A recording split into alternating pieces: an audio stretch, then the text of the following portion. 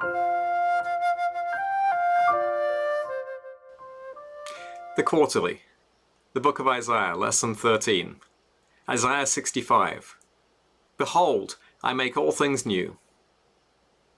As we come to the end of our study in the book of Isaiah, we hear the same notes being sounded as we heard at the beginning.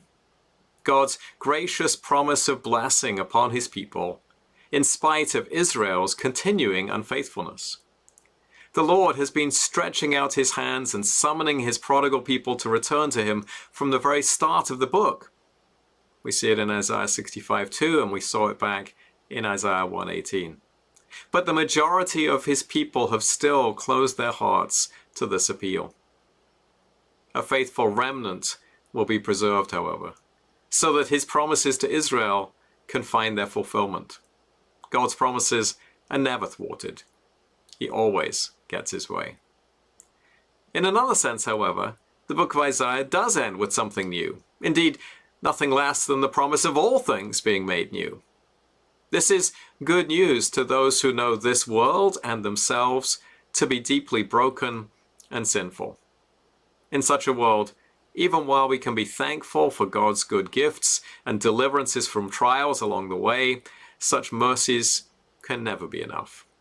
We need nothing less than new creation if this sad universe is to reach a blessed conclusion. And God, Israel's God, the Lord, is the only one who can bring about such a seismic change in our experience.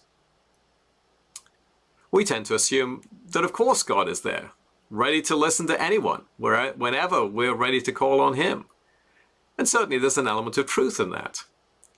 However, in the Old Testament, the issue of God's presence or absence with his people was a pressing one.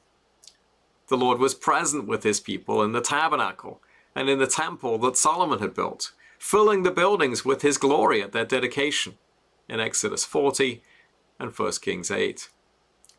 But before the Babylonians destroyed the temple that Solomon had built, Ezekiel had a vision of the glory of God departing from the Jerusalem temple and migrating eastward to be a sanctuary for a little while for those who were in exile in Babylon, Ezekiel 11:16. And that left the Jerusalem temple defenseless before the Babylonians. When the exiles returned to Judah, one of the things that Haggai was eager to assure them was that the Lord was indeed with them. Haggai 1:13, Haggai 2:4. In Isaiah 65, the Lord declares that he is ready to be found, not by the Israelites, but by the Gentile nations who had not previously been seeking him. Paul uses this verse in Romans 10:20 as part of his argument that the Gentiles too have now been incorporated into the one people of God, made up of Jews and Gentiles together. His own people were earlier indicted for having hands full of blood, Isaiah 1:15. But the Lord's hands were constantly stretched out in grace and mercy, imploring his people to come and be reconciled to him. Yet Israel would not come, as we see in John 1:11, the New Testament period too. Instead, like the people of Ezekiel's day, they preferred to walk in the ways that were not good, Ezekiel 20:25. They didn't even bother to hide their evil ways, but flaunted them in front of the Lord's face, Isaiah 65:3. Yet in spite of their blatant, constant idolatry, they were still proud of their spirituality, having a holier-than-thou attitude towards others, verse 5. This behavior was as offensive to God as a fire constantly blowing smoke in his face. Because of such behavior, judgment was coming upon this people. Since they behaved like their forefathers in their idolatry, offering sacrifices to idols on the mountains and in other high places, they would face a similar judgment as them. As Numbers 32:23 puts it, you may be sure your sin will find you out. No one ever ultimately gets away with sin. It may take time before God's judgment descends, but descend it will, sooner or later. Yet not everyone was tainted with this spirit of idolatry. like a cluster of grapes on an otherwise barren vine, there's a remnant, for which it is worth sparing Israel. Verse 8. For their sake, the Lord will not completely destroy his people. Instead, he will ensure the survival of this remnant, bringing forth children from Jacob and descendants from Judah to possess once again the mountain heartland of Israel, including Jerusalem. Verse 9. The ones who once were not my people would again become my chosen and my servants, inheriting the land that had been promised to Abraham. The north, Sharon near Mount Carmel, and the south, the valley of Achor, south of Jericho, would both become flourishing places for sheep and cattle, as a sign of the coming new creation that would transform the land. Yet none of those who forsake the Lord would see that promised blessing. Verse 11. Those who abandon the Jerusalem temple, my holy mountain, and instead make offerings to the gods of fortune and destiny in an attempt to secure a prosperous future, would find themselves destined. The Hebrew word is similar to the name of the god, destined for the sword. In a reversal of the earlier situation, where the people who did not call on the Lord found him, when God called those people, they did not answer him because their deeds were evil. Meanwhile, however, the faithful followers of the Lord, my servants, would be vindicated on that day, when they will eat and drink and rejoice, while the idolaters will be hungry and thirsty and put to shame. Verse 13.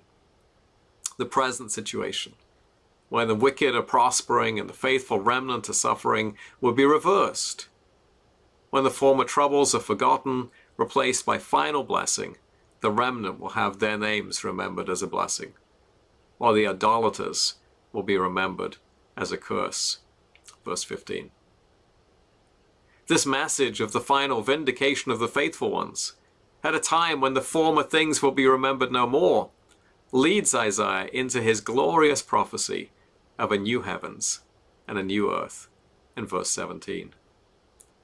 The focus of the passage is on a future that will be utterly unlike our present experience. The fact that they are a new heavens and a new earth suggests that it will not be the creation of a completely new entity, but rather a restoration of the stuff that God originally created, return to a state even better than it originally enjoyed. The judgment upon the original Adam and Eve was death for Adam and his offspring, and a curse upon the created order, as we see in Genesis 3. In the days to come, however, there will be no life ended when it's barely begun, or before it's been properly lived. Verse 20. Everyone will experience the fullness of the life of blessing. Even if a sinner should somehow sneak into this paradise, God's curse would find him and strike him down. Verse 20. No unclean thing will enter there. Only the pure and holy can be in that place. Building houses and planting vineyards were both long-term activities that could take decades or even generations to develop. As a result, to see an invader come in and take these over would be particularly galling as a loss, which is why this is one of the covenant curses in Deuteronomy 28:30. Like a well-watered tree, verse 22, those who enter this new creation will flourish and grow. The seed or offspring of the Lord's people will be kept safe, verse 23. But the seed of the serpent will experience the promised curse of Genesis 3:14, eat dust. See verse 25. And the result will be a restoration of the harmony of all creation, so that former enemies in the animal kingdom will be able to play together at peace instead of tearing each other apart for food. Verse 25, and you might compare chapter 11, verse 6. This is a highly poetic description of the final order of all things, when God brings about his promised consummation. It may be easy for us to become confused by the fact that the passage still talks about death as if it was an ongoing reality. But in this passage, the blessings of heaven are being described in the terms of the blessings promised for obedience to the Sinai covenant, such as long life, freedom from invasion, and no more threat from wild animals. Compare Deuteronomy 28. These promised blessings and the deeper blessing of eternal life in God's presence may be received by us because Christ has come and fulfilled the terms of the Sinai covenant, thereby meriting its blessings for himself and for all those who are in him. This is a profound hope for all those who are Christians: eternal rest and fellowship with our God and with all his people. Application questions. 1. Why does Isaiah constantly emphasize the Lord's openness to receive those who come to him? 2. We're probably not tempted to idolatrous worship in gardens, on bricks, or among tombs. So how can we relate to those temptations that presented themselves to Israel? 3. Why do we need a new heavens and a new earth? 4. What aspect of the new creation do you most long for?